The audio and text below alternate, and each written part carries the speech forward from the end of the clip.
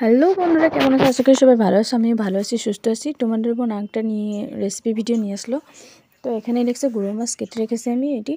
তো এখানে মাঝখানে এসে পড়লো একটা পার্সেল, আমার সোনুর ড্রেসও এটা একটা পার্সেল এসে পড়লো। ওটাও একটা আনবক্সিং করে নিলাম।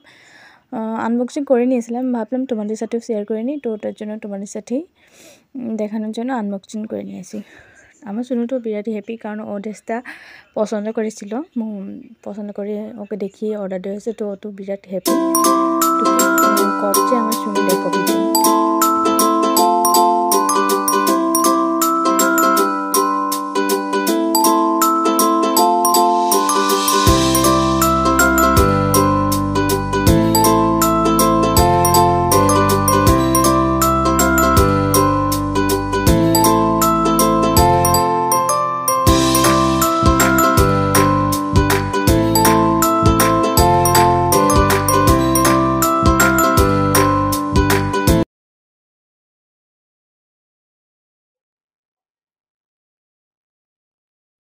ড্রেসটা অনেকই সুন্দর, আমার সোনু বহুত হ্যাপি।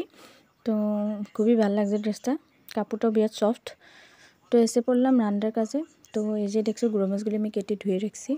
তো নিয়েছি হচ্ছে বানানোর জন্য বেগুন, টমেটো আর আলু। তো বেগুনগুলি শক্ত লাগছে, কিন্তু কেটে দেখি গুঁতো না থাকলে বানাবো, গুঁতো যদি হয়ে যায় তো খেতে ভালো লাগবে না, বানাবো না। এই যে কেটে রেখেছি, দেখো বৌদি অনেকটাই গুঁতো হয়ে গেছে বেগুনের মধ্যে। তো এটি দিয়ে বানাবো না আমি।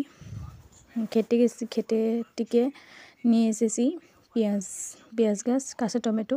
তো ওগুলি দিয়ে বানাবো ভাবছি আমি। তো একটা ছোটো বেগুন ছিল, নরম ছিল। তো ওটাই একটা বেগুন দিয়েছি, একটা আলু দিয়েছি, আর পেঁয়াজ কেটে দিয়েছি, কাঁচা টমেটো দিয়েছি।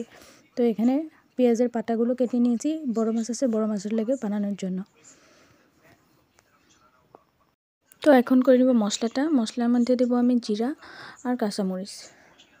দুটো তরকারি হবে, ওটার জন্য আমি জিরা নিয়েছি, অল্প অল্প করেই নিয়েছি।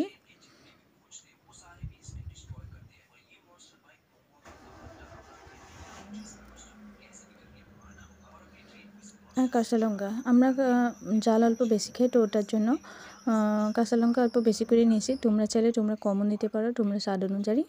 তো এটা বেটে নিব আমি। তো কেটে রাখা সবজিগুলোর মধ্যে অল্প কাঁচামরিচও আমি কেটে দিয়েছি, কারণ আমরা জাল বেশি খাই। তো ওটার জন্য তোমরা দিতেও পারো, না ইচ্ছা করলে নাও দিতে পারো, তো তোমাদের ইচ্ছা।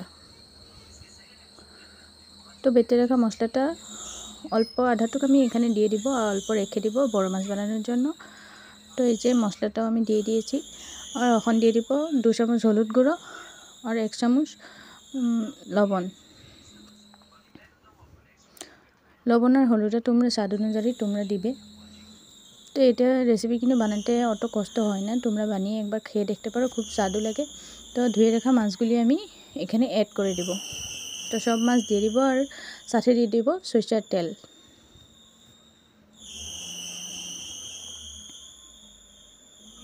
সরিষার তেলও দিয়ে দিব, দিয়ে সুন্দর করে মেখে নিব। মেখে অল্প সময় রেখে দিব, 5 মিনিট 3 মিনিট রেখে দিলেই হবে, অতটুকু রাখতে হবে না।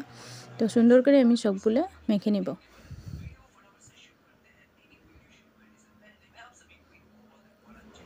একবার বানিয়ে খায় দেখো, তো অত খারাপও লাগে না, ভালোই লাগে। তো আমাদের ঘরে এটা প্রায় বানানো হয়।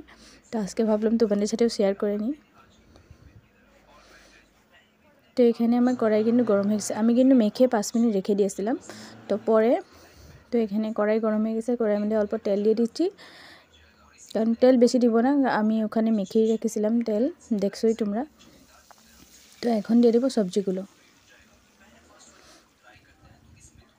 গামলার মধ্যে যে মশলাটা লেগে রয়েছে, তো এটা জল দিয়ে আমি ধুয়ে জল অল্প দিয়ে দিব, কারণ সিদ্ধ হতে হবে, তো ওটার জন্য। তো আর লাসার করবো না, মেখে রেখেছিলাম, তো এখন মেখে দিব।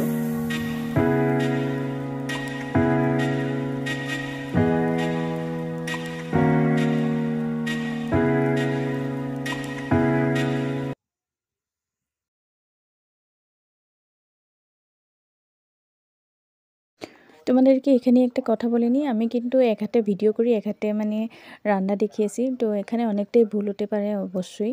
তো প্লিজ নিজেদের বোন হিসেবে এটাও মানিয়ে নিও। এটা কিন্তু কি সুন্দর হয়ে যাচ্ছে তরকারিটা। তো আমি 20 মিনিট সুন্দর করে কম স্টিমে রেখে দিয়েছিলাম। তো নামিয়ে নিয়েছি, কমই 20-25 মিনিট রাঁধতে হবে। তো তারপরে নামিয়ে নিয়েছি। এই যে দেখো আমার চচ্চড়ি রেডি। তো প্লিজ রেসিপিটা ভালো লাগলে তোমরাও বানিয়ে খেতে পারো না, বানিয়ে খেয়ে দেখো, তো খুবই ভালো লাগবে। আর প্লিজ রেসিপিটা ভালো লাগলে লাইক করো, সাবস্ক্রাইব করো, আর তোমাদের বোনকে সাপোর্ট করো। Bye bye.